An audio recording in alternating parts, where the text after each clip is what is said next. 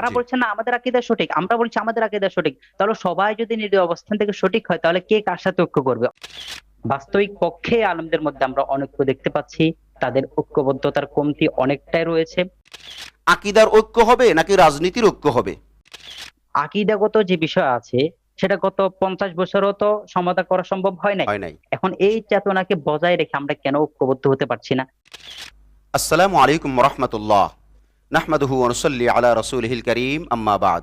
সুপ্রিয় দর্শক শ্রোতা, দেশ ও প্রবাসে কাছে ও দূরে যে যেখান থেকেই আমাদেরকে দেখছেন ও শুনছেন, সকলকে আন্তরিক মোবারকবাদ জানাচ্ছি। আমি ইউসুফ মাহমুদী এবং আপনাদের প্রত্যেককেই আমন্ত্রণ জানাচ্ছি আমাদের আজকের এই বিশেষ ভিডিও বার্তা লাইভ অনুষ্ঠানে। বন্ধুরা, আজ আমাদের আখলাক টিভির স্টুডিওতে ভার্চুয়ালি যুক্ত হয়েছেন মোহাম্মদ ইফতেখার উদ্দিন, যিনি একই সাথে voice of Iftekhar YouTube channel ও ভয়েস অব ইফতেখার ফেসবুক পেজের মালিক। আজকে আমরা যে বিষয় নিয়ে আলোচনায় আসছি সেটা অত্যন্ত গুরুত্বপূর্ণ, সেজন্য আমরা সকলকে আবেদন করব আমাদের অনুষ্ঠানের শেষ পর্যন্ত থাকার জন্য। চলুন আমরা আগে মোহতারামের সাথে একটু পরিচয় হয়ে নিই। আসসালামু আলাইকুম মোহতারাম, কেমন আছেন? ওয়ালাইকুম আসসালাম। আলহামদুলিল্লাহ ভালো আছি, আপনি কেমন আছেন আজব? আলহামদুলিল্লাহ, আল্লাহর মেহেরবানি ভালো আছি। মোহতারাম, প্রথমেই আপনার কাছে আমরা জানতে চাইব যে আলেম সমাজের অনৈক্যের জন্য যেমন মিডিয়াকে দায়ী করা হয়, ঠিক তেমনি বিপরীত দিক থেকে যদি আমরা বলি বা মিডিয়া পার্সন হিসেবে আমরা যদি দাবি করি যে আলেম সমাজের ঐক্যের জন্য মিডিয়ার ভূমিকা অপরিসীম, এই ক্ষেত্রে আপনি কি বলবেন? নাহমাদুহু ওয়া নুসাল্লি আলা রাসূলিল কারীম, আম্মা বাদ। সর্বপ্রথম আখলাক টিভিকে ধন্যবাদ জানাচ্ছি আজকের এই চমৎকার আয়োজনটি করার জন্য। দেখুন, আলেম সমাজের ঐক্য কেন্দ্রিক দুইটা সাবজেক্ট আমরা দেখতে পাই, একটা হচ্ছে মিডিয়া অর্থাৎ অনলাইন, একটা হচ্ছে অফলাইন। যদি আলেম সমাজ অফলাইনে ঐক্যবদ্ধ হয় তাহলে অনলাইনে যত অপপ্রচারই হোক সেটার ততটা প্রতিক্রিয়া আমি দেখি না। যদি আলেম সমাজ অফলাইনে এবং নিজেদের মধ্যে ঐক্যবদ্ধতা বজায় রাখতে পারে। জি। হ্যাঁ, মিডিয়ার মধ্যে দুইটা দিক থাকে, একটা হচ্ছে মিডিয়া অনেকেই অপপ্রচার করে, বক্তব্য কাটছিট করে এবং টাইটেল থাম্বনেল দিয়ে মানুষকে বিভ্রান্ত করার চেষ্টা করে। তবে বক্তব্য কাটছিট করে টাইটেল থাম্বনেল দিয়ে মানুষকে বিভ্রান্ত করে যে আলেমদের মধ্যে অনৈক্য সৃষ্টি করছে, বিষয়টা এমন নয়। বাস্তবিক পক্ষে আলেমদের মধ্যে আমরা অনৈক্য দেখতে পাচ্ছি, তাদের ঐক্যবদ্ধতার কমতি অনেকটাই রয়েছে এবং দূরত্বও অনেক বেশি।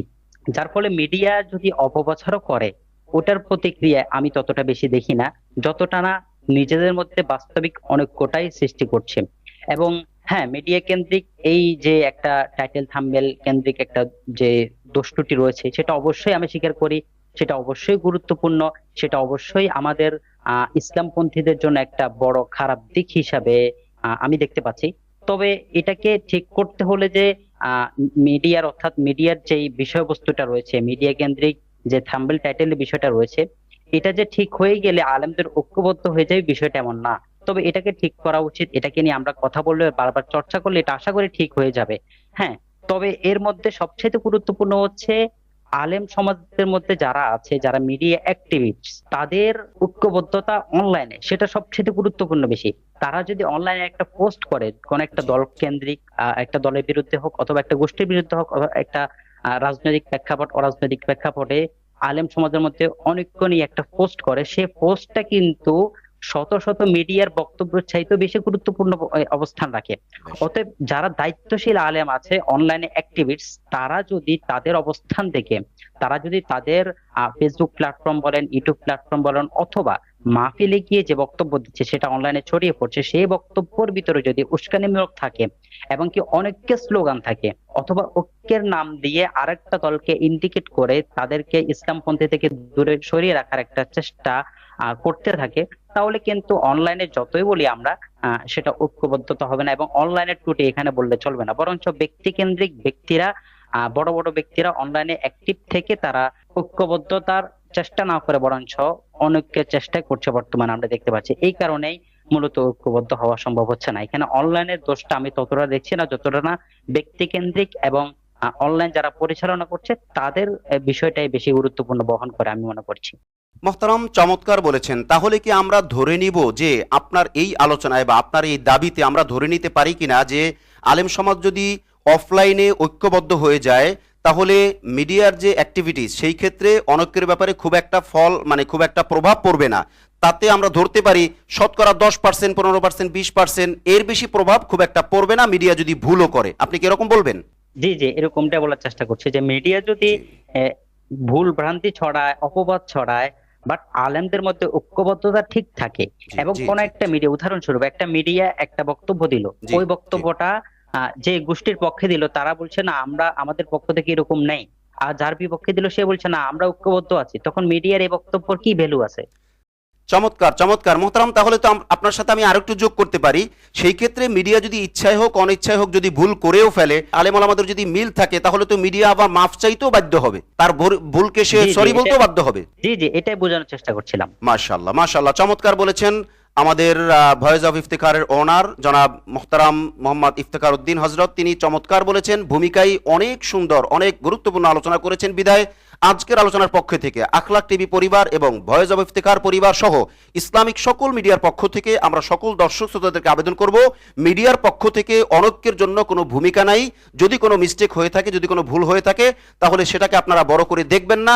সেটা আমরা মিডিয়ার পক্ষ থেকে একজন অপরজনের দায়িত্বশীল হয়ে আমরা এটা মিনিমাইজ করে নিব ইনশাআল্লাহ। তারপরও আমরা চাই আলেমদের ঐক্য হোক, আল্লাহ কবুল করুন। মহতারাম, আমরা চলুন তাহলে প্রশ্নোত্তর পর্বের মধ্যে ঢুকে পড়ি।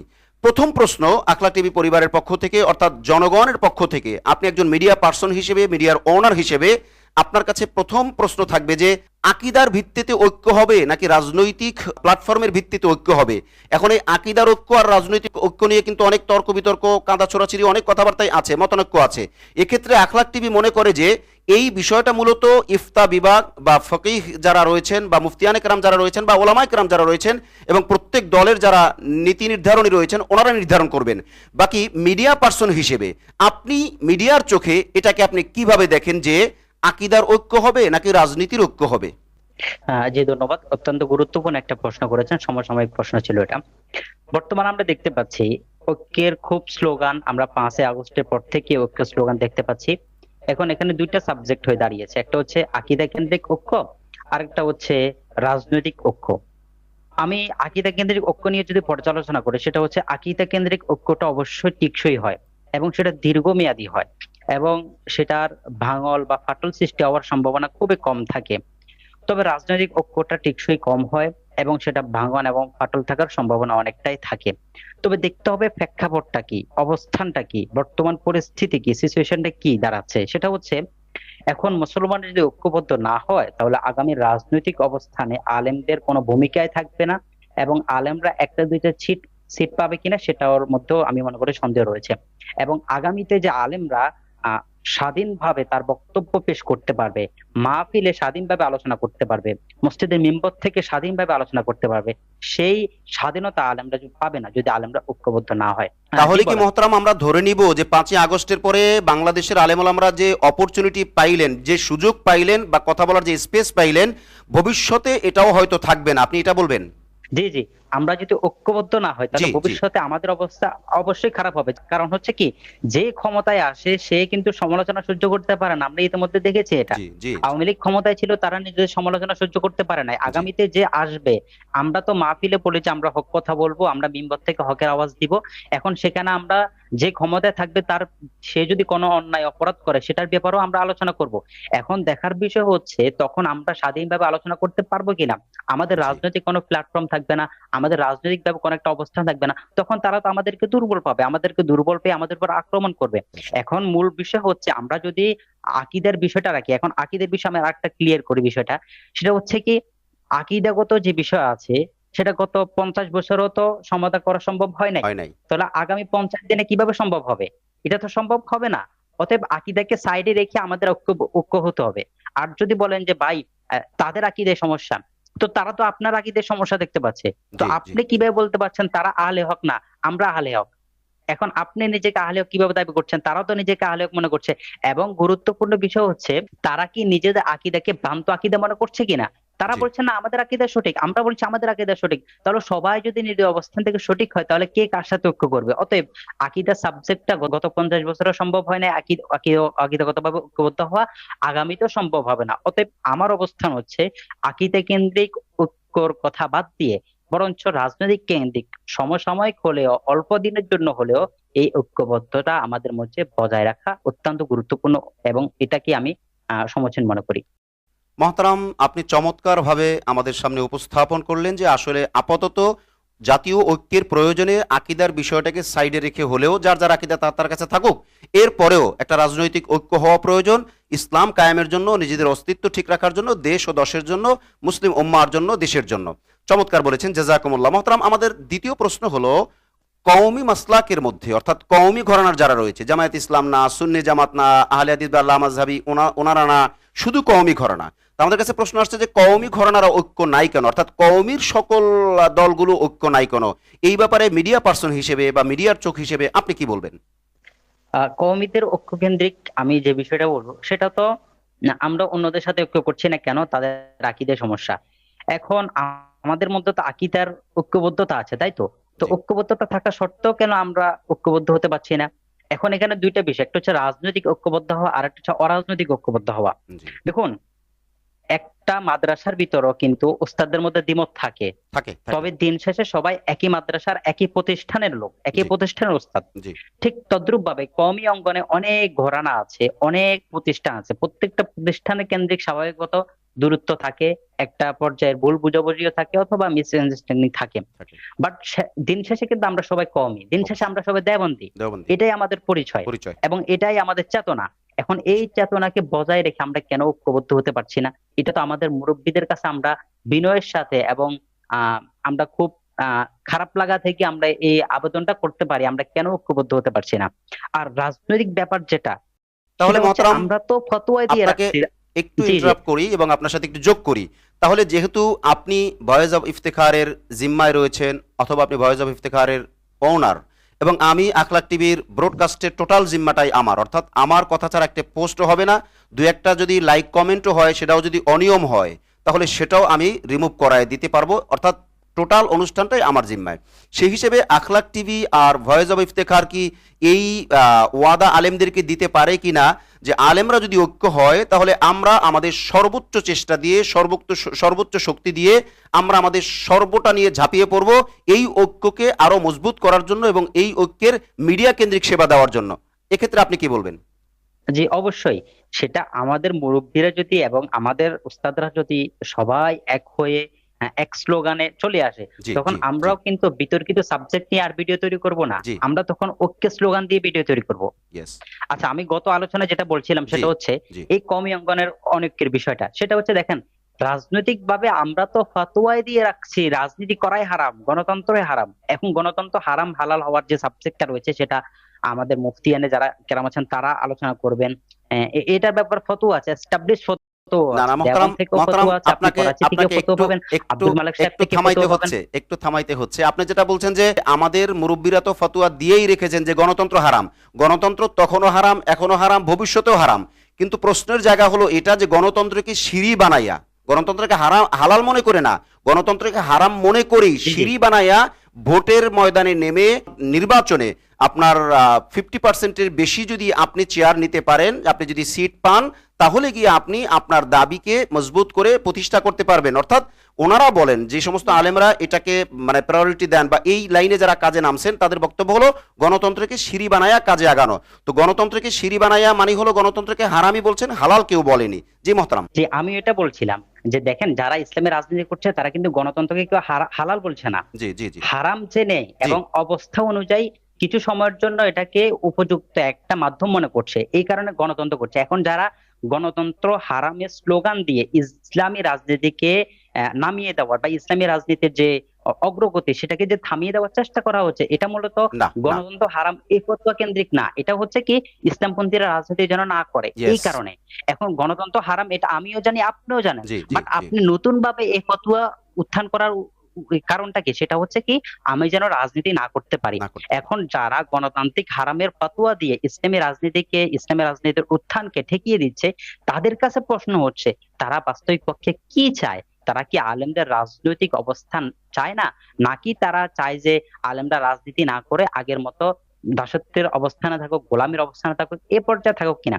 এখন আমরা যদি এই যে গণতন্ত্র হারাম হালালের যে ফতোয়াটা আছে, অর্থাৎ গণতন্ত্র হালাল হারাম বলতে আমি বুঝাচ্ছি যে প্রেক্ষাপট অনুযায়ী এটাকে হারাম মনে করে করা যাবে কিনা, নির্বাচন করা যাবে কিনা, সংসদ নির্বাচন বা অন্যান্য নির্বাচন অংশগ্রহণ করা যাবে কিনা, এই সাবজেক্টটায় বা এইখানে আমরা ফতুয়া সাবজেক্টে না রেখে বরঞ্চ ঐক্যবদ্ধ হয়ে যদি রাজনৈতিক ভাবে জি। আমরা একটা কাজ করি, তাহলে আমাদের কওমি অঙ্গনের অন্তত রাজনৈতিক ঐক্যবদ্ধতা হওয়া সম্ভব।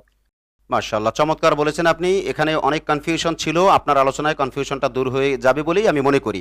মহতারাম, আখলাক টিভির ব্যবস্থাপনায় আপনার আজকের অনুষ্ঠানে চতুর্থ প্রশ্ন হলো যে গণতন্ত্র হারাম হলে গণতান্ত্রিক ঐক্য চাওয়া হচ্ছে কেন?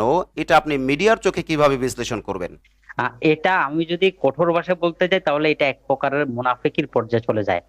সেটা হচ্ছে যারা ইতিপূর্বে গণতন্ত্র হারাম হারাম অর্থাৎ গণতান্ত্রিক প্রক্রিয়ায় নির্বাচন করা হারাম, এটাকে যারা এতদিন নিজের একটা বড় স্লোগানে দাঁড় করিয়েছে এবং কি বুক ফুলিয়ে মাহফিলে বলছে জীবনেও কোনো এই ধরনের রাজনৈতিক সাথে জড়িত হব না, আমি এমন একটা পার্সন যে নন পলিটিক্যাল পার্সন, আমি জীবনে কোনো রাজনীতি করব না, বাট তারাই এখন ফেসবুকে পোস্ট করতেছে, তারাই এখন ঐক্য স্লোগান দিচ্ছে। এখন এটা তো খুব হাস্যকর ব্যাপার। আপনি গত 2 দিন আগে বলছেন সরকার ক্ষমতায় যখন ছিল তখন আপনি বলছেন গণতন্ত্র করবো না, গণতন্ত্র হারাম। এখন সরকার যখন ক্ষমতা থেকে চলে গেল তখন আপনি মুনাফিকের একটা চরিত্র বহন করে বলছেন যে না, গণতান্ত্রিক এখন ঐক্য হওয়া উচিত, রাজনৈতিক ঐক্য হওয়া উচিত। এটা তো খুব হাস্যকর, এবং এটা তো আপনাদের থেকে আমরা আশা করি নাই। আমরা তো ভাবছিলাম যারা গণতন্ত্রের ব্যাপারে অথবা বর্তমান ভোট ব্যবস্থার ব্যাপারে যারা কঠোর, তারা এখনো কঠোর থাকবে, বাট তারা এখন কঠোর নয় কেন? এর জবাবদিহিতা তাদেরকে দিতে হবে।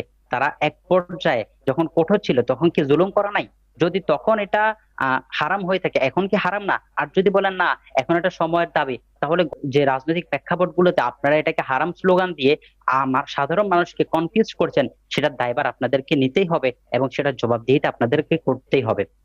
অবশ্যই আমি মনে করি যে তারা তাৎক্ষণিক ভুল ডিসিশন নিয়েছে, বাট এখন যদি তারা বলে যে না আমরা সঠিক পথে এসেছি অথবা আমরা আমাদের সেই অবস্থান থেকে ফিরে আসছি, তাহলে তারা অবশ্যই সরাসরি বক্তব্য দিয়ে পূর্ব অবস্থানটাকে তারা রদ করুক এবং নিজেদের বর্তমান জি। অবস্থাকে স্পষ্ট করুক। জি মহতারাম, আপনি একটা বিতর্কিত বিষয়ে চমৎকার ফয়সলা দিলেন। আমরা মনে করি এই আলোচনা শোনার পরে আর কারোর মধ্যে কোনো দ্বিমত থাকার কথা না, যে গণতন্ত্র হারাম হারামই থাকুক, বাকি সেটাকে হারাম এক সময় বলে আপনি আবার ঐক্য চাইবেন, এটা একটু মানে দ্বিচারিতা, বা এটা মানে আপনার কথার সাথে এটা যায় না। আপনি একটা দাবি করবেন এক সময়, পরবর্তীতে এখানে আর একটা দাবি করবেন এক সময়, এটা জি, আসলে হয় না। জি মহতারাম, আপনি চমৎকার বলেছেন এখানে মহতারাম। আমি জি, আরেকটা জি, জি বলেন। এখানে আমি আরেকটা বিষয় অ্যাড করতে চাই, সেটা হচ্ছে কি আমরা দেখি দিকে একটা পোস্ট করে যে গণতন্ত্র হারাম, আবার একটু বড় পোস্ট করে রাজনৈতিক ঐক্য চাই। এটা তো খুবই হাস্যকর। হ্যাঁ, আমরা চাই এ ধরনের একটা দ্বিমুখী আচরণ থেকে ফিরে আসুক। জি, এটা জি, জি। আমার একটা আবদার বা একটা অনুরোধ বলা যেতে পারে। মাশাআল্লাহ, মিডিয়ার দিক থেকে আপনি যে দাবি করেছেন এ দাবি আখলাক টিভিরও, এবং আমরা মনে করি এই দাবিটা সবাই বুঝবেন যে না, এরকম দ্বিচারিতা করলে আসলে এটা মানুষ বিরক্ত বা বিব্রত হয়। মহতারাম, আমরা অনুষ্ঠানের একদম শেষ পর্যায়ে চলে এসেছি। আখলাক টিভির পক্ষ থেকে 4টি প্রশ্ন আপনার জন্য ছিল। আজকে আর কোনো প্রশ্ন নাই, শুধুমাত্র শেষ আবেদন আপনার কাছে যে আলেমদের জাতীয় ঐক্যের ব্যাপারে মিডিয়ার ভূমিকা কি হওয়া উচিত, সংক্ষেপে যদি একটু বলেন। জি, আলেমদের জাতীয় ঐক্যের ব্যাপারে আমি শুরুতে যেটা বললাম সেটা মূলত আমার অবস্থান, সেটা আমার মূল বক্তব্য, যে আমরা আমাদের আলেম সমাজ, আমাদের মুরব্বীরা, আমাদের ওস্তাদরা তারা ঐক্যবদ্ধ হয়ে যদি কোনো একটা সিদ্ধান্তে আসতে পারে, তাহলে মিডিয়াও কিন্তু সেই সিদ্ধান্তকে শ্রদ্ধা করে একটা কাজ করবে। এখন আমাদের ওস্তাদরা বা আমাদের ওস্তাদ বলতে আমি রাজনৈতিক প্রেক্ষাপটে বলছি, জি। তারা যদি নিজেদের মধ্যে ঐক্যবদ্ধতা না আনে এবং মাসলাক মানহাজ সেটার দিকে না তাকিয়ে সরাসরি দ্বীন ও ইসলামের স্বার্থে ঐক্য না করে, তাহলে মিডিয়া এখানে কোনো ভূমিকা রাখতে পারে না। হ্যাঁ, এখন মিডিয়ার একটা বড় গুরুত্বপূর্ণ বিষয় হচ্ছে, আমি 2টা সাবজেক্টে মিডিয়াকে ভাগ করব, সেটা আগেও বলেছি। সেটা হচ্ছে কিছু পার্সন আছে যাদের একটা পোস্টের মাধ্যমে মিডিয়ার বিভেদ নিরসন হয়ে যায়, যাদের একটা পোস্টের মাধ্যমে মিডিয়াতে তর্ক বিতর্ক শুরু হয়, যাদের একটা পোস্টের মাধ্যমে মিডিয়ার অনেক তর্ক বিতর্ক থেমে যায়। নিশ্চুপ হয়ে যায়, জি, জি, হ্যাঁ জি, থেমে যায়। জি, জি, জি। সো তারা তাদের অবস্থান থেকে মিডিয়াকে কিভাবে ব্যবহার করছে সেটার উপর নির্ভর করবে। এখন তারা যদি আহ এমন একটা বক্তব্য দিয়ে যায়, এমন একটা পোস্ট করে যেটা উস্কানিমূলক, তখন আমার মতের বাইরে যদি যায়, আমি মনে করি এটা ভুল, তখন আমিও কিন্তু মিডিয়াতে এটা নিয়ে আলোচনা করব। বাট তারা যদি আমাদেরকে ঐক্যের বেড়াজাল আবদ্ধ রাখে, তারা যদি আমাদেরকে সম্প্রীতি শিখায়, তারা যদি আমাদেরকে ভিন্ন মতের উপর শ্রদ্ধা করতে শিখায় এবং নিজেরাও শ্রদ্ধাশীল হয়, তাহলে আমরাও কিন্তু সেই শ্রদ্ধার জায়গা থেকে ভিন্ন মতকে দেখবো। এখন মিডিয়াতে যারা সবচাইতে মূল ব্যক্তি রয়েছে, যারা ইসলামী অঙ্গনের, তারা মিডিয়াকে কিভাবে ব্যবহার করছে সেটাও একটা গুরুত্বপূর্ণ বিষয়। আর বাদ বাকি হচ্ছে আমরা একটা বক্তব্য দেখলেই তার বক্তব্য জাস্টিফাই না করে, তার বক্তব্য সঠিক না ভুল সেটা নির্ণয় না করে আমরা যে দলের সে দলের সাফাই গাওয়া শুরু করি। রিসেন্টলি যেগুলা হচ্ছে এগুলোতে এটাই হচ্ছে। একজন একটা বক্তব্য দিচ্ছে এবং সেই বক্তব্য জাস্টিফাই করা হচ্ছে না, আমার হুজুর ভুল বলেছে না সঠিক বলছে সেটা নির্ণয় না করে আমি বক্তব্য দিয়ে দিচ্ছি, আমি আমার লেখা দিয়ে দিচ্ছি, আমি ফেসবুকে পোস্ট করে ফেলছি, আমি কমেন্টে তর্ক বিতর্কের ঝড় তুলে ফেলছি। এটা নিতান্ত নিজের জন্য বোকামি। আপনার হুজুর সবসময় ভালো হতে পারে না, আমার হুজুর সবসময় সঠিক হতে পারে না, মহতারাম, তিনি ভুল ডিসিশন নিতে পারে। মহতারাম, এখনকার কথাগুলো আপনি শেষ পর্যায়ে এসে একদম ফিনিশিং এ যে কথাগুলো বললেন বা বলছেন, এই কথাগুলো কি আমরা মিডিয়ার পক্ষ থেকে আলেম সমাজের প্রতি আবেদন বলতে পারি কিনা? জি জি, এটা আবেদনের মতো করে আমি বলছি যে আমার হুজুর বা আমি যাকে পছন্দ করি সে যে সবসময় সঠিক হবে এবং আপনি যাকে পছন্দ করেন সে যে সবসময় সঠিক হবে এই বিষয়টা এমন না। না। এবং আপনারা যদি আমার শেষ 4 থেকে 5 দিনের বক্তব্যগুলো মিডিয়াতে দেখেন তাও দেখতে পাবেন যে আমি যে কোনো সাবজেক্ট আলোচনা করতে গিয়ে উভয় পক্ষের ভুল ত্রুটি বা উভয় পক্ষের সঠিক বিষয়গুলো আমি তুলে ধরার চেষ্টা করছি, জি, এরপরও জি। আমাকে একটা পক্ষ অবলম্বন করার চেষ্টা করা হয়েছে। যাই হোক সেটা ভিন্ন ব্যাপার। বাট এখন কথা হচ্ছে আমরা যে কোনো ব্যাপারে যে কোনো বিষয়ে জাস্টিফাই করে যাচাই বাছাই করে এবং আমার হুজুর ওর হুজুর এটা নির্ধারণ না করে, আমার দর ওর দর এটা নির্ধারণ না করে নিরপেক্ষ যদি একটা ভূমিকা পালন করতে পারি, সাধারণ জনগণ, সাধারণ মানুষ, সাধারণ মাদ্রাসার শিক্ষার্থী, সাধারণ পাবলিক এবং জি, যারা ইসলামী অঙ্গনের সাথে জড়িত তারা জি। যদি নিরপেক্ষভাবে একটু চিন্তা করে তাহলে অনলাইনে আমাদের ঐক্যবদ্ধতা হবে এবং অনলাইনের একটা বড় অবদান থাকবে। এবং মাশাআল্লাহ। অনলাইনের যেই কাদা ছোড়াছড়ি সেটাও কিন্তু গুরুত্বপূর্ণ এবং সেটাও অনেক বড় ভূমিকা পালন করে, কারণ আপনার সাথে মাশাআল্লাহ। আমার অনলাইনে সম্পৃক্ততা, আপনার সাথে আমার সরাসরি সম্পৃক্ততা নাই। দেখা যায় অনেক সময় অনলাইনে একটা বিষয় এমন ভাবে হাইলাইট হলো বাস্তবিক পক্ষে এটার কোনো মানে ভ্যালু নাই, তবে আপনার সাথে আমার দূরত্ব সৃষ্টি হয়ে গেল। জি, এখন জি, আপনার সাথে তো আমার অনলাইনে সম্পর্ক, জি, যার ফলে হয় কি অনলাইনের এই বিতর্কিত বিষয় নিয়ে অনেক সময় অনেকে ভুল বুঝে মাহফিলে গিয়ে সেই বিষয় নিয়ে আলোচনা করা শুরু করে, জি, জি, মসজিদের বক্তব্য সেই বিষয় নিয়ে আলোচনা শুরু করে। এর ফলে দ্বিধাদ্বন্দ্ব যদি আগে 10% থাকে এখন সেটা 20% 30% পরিণত হয়ে যায়। জি। অতএব আমরা অনলাইনকে নিজেদের পত্রিকাও মনে করব না, অনলাইনকে যাচাই বাছাইয়ের বিষয়বস্তুও মনে করব না, এবং যারা সাধারণ আছে তারা অনলাইনে যাচাই বাছাই করে তারপর একটা বিষয় মন্তব্য করবে। যদি এমনটা মাশাআল্লাহ। করতে পারি তাহলে আমাদের অনলাইনে ঐক্যবদ্ধ হওয়া যাবে, আলেম সমাজের ঐক্যবদ্ধ হওয়া যাবে এবং ইসলামী অঙ্গনে আগামীতে একটা বড় আকারে বিপ্লব তৈরি হবে। বিপ্লবটা হচ্ছে ইনশাআল্লাহ। ইসলামী অঙ্গনের হকের জয়ের বিপ্লব ইনশাআল্লাহ তাআলা।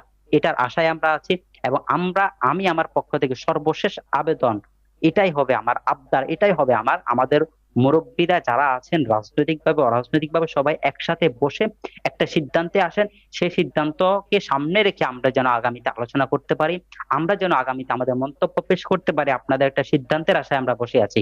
আর যদি বলেন যে আজকে কালকে দেরি করলে দেরি হয়ে যাবে, বাট যত তাড়াতাড়ি সিদ্ধান্তে আসবেন তত তাড়াতাড়ি বিষয়গুলো গুছিয়ে আসবে এবং আগামীতে আমরা আমাদের অবস্থান ক্লিয়ার করতে আমাদের জন্য সহজ হবে। মাশাআল্লাহ, এটাই আমাদের মাশাআল্লাহ, আবেদন আমাদের মুরব্বীদের কাছে। মাশাআল্লাহ। মহতারাম, আপনার কাছ থেকে আমরা অত্যন্ত গুরুত্বপূর্ণ আলোচনা পেলাম যে আলেম ওলামাদের ঐক্যের ব্যাপারে মিডিয়ার ভূমিকা অনেক অপরিসীম এবং মিডিয়া অনেক কিছু করতে পারে। আবার মিডিয়ার কিছু ভুল ত্রুটি আছে সেটাও আমরা স্বীকার করলাম। এবং আপনি যেটা দাবি করলেন এই অনুষ্ঠানের সামারি হিসেবে আমরা এটা বলতে পারি যে আলেম ওলামারা যদি ঐক্যবদ্ধ হয়ে যায় তাহলে মিডিয়া কোনো রকমের ক্ষতি করতে পারবে না, চাইলেও ক্ষতি করতে পারবে না, বরং কেউ অনিচ্ছায়ও যদি ভুল করে তাহলে সেও মাফ চাইতে বা সরি বলতে বাধ্য হবে। এই হলো বাস্তবতা। বন্ধুরা, আমরা আর সময় নিচ্ছি না, আমরা ভয়েস অফ ইফতেখারের ওনার জনাব ইফতেখার উদ্দিন সাহেবের কাছ থেকে যথেষ্ট গুরুত্বপূর্ণ আলোচনা শুনতে পারলাম। আমরা ভবিষ্যতেও এরকম অনুষ্ঠানের আশা করি এবং আপনাদের সঙ্গ চাই। আজ তাহলে পর্যন্তই, দেখা হচ্ছে পরবর্তী কোনো লাইভে অথবা পরবর্তী কোনো ভিডিও বার্তায় ইনশাআল্লাহ। আসসালামু আলাইকুম ওয়া রাহমাতুল্লাহি ওয়া বারাকাতুহু।